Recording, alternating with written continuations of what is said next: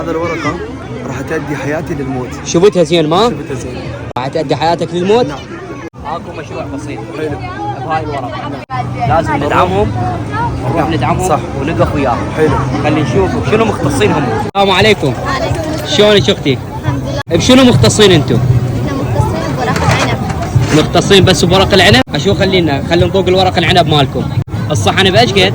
5 بلف. 5 بلف؟ الله يرزقكم ان شاء الله. اللي يريد يوصل من يمكم هذا البيج مالكم ما؟ هذا البيج اللي يريد يوصل، مختصين بس بورق العنب. شيء اقرب من شيء.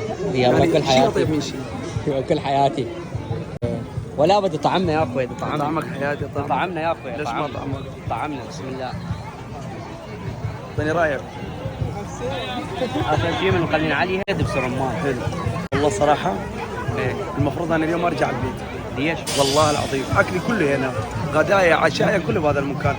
من شيء اطيب من شيء. اليوم هاي المشاريع البسيطه نعم.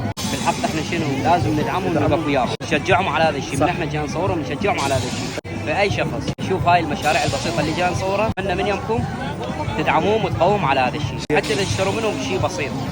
تحياتنا لكم.